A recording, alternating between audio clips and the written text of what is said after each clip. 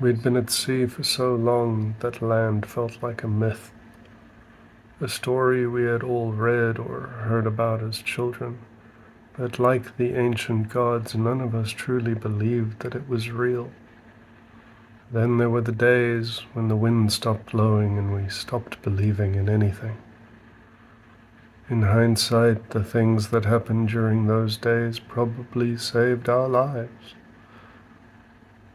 But logic is a thin blanket against the cold truth of trading lives for lives. Madness set in, and half the crew rose up against the other.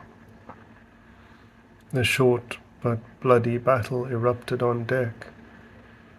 When I think back on the details, it still feels like days passed, but I suspect the truth is less than 10 minutes. When the last cutlass dropped to the ground, a third of the crew fell with it. Those who had tried to rise knelt down, and the next day the wind picked back up and we began to move again. Only now with fewer mouths to feed, and the darkly whispered truth that fewer mouths meant more to go around. At least I can say with confidence that we never crossed the dark red line into true depravity. We divided up their belongings, but not their bodies. Each fallen crew member, none excluded, was bound in their hammock and delivered to the sea. It was quieter after that, and not because there were less of us, but our hope, our love for the adventure and the opportunity had died with those men. I took up line fishing as a way to pass time when not on active duty.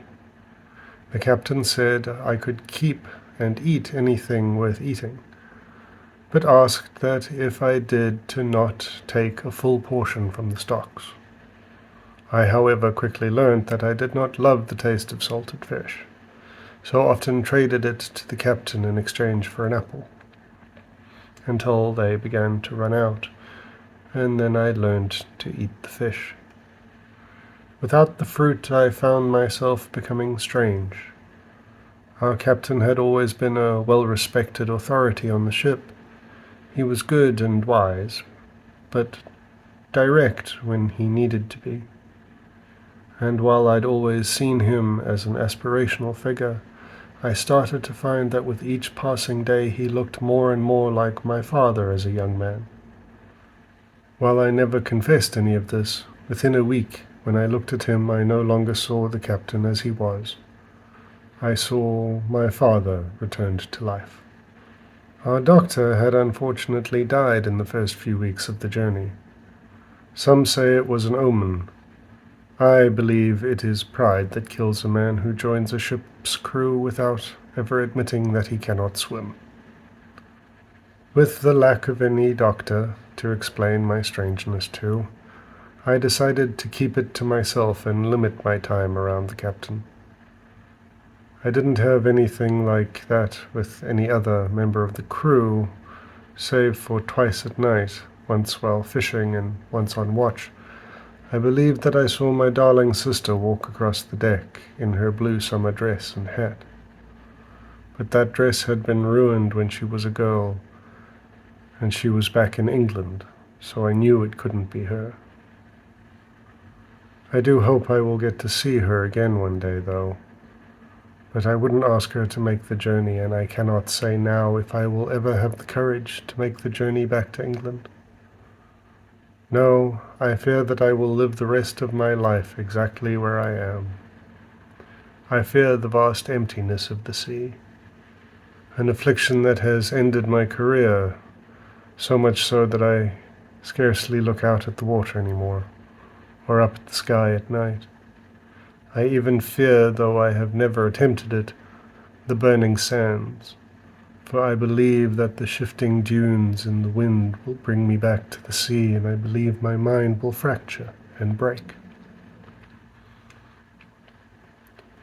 I spend my days now in the mines, or in the drink houses, sometimes in the company of pleasure, but the truth is I long to find that space in my mind where I forget the journey save for one moment, perhaps the most beautiful moment of my life.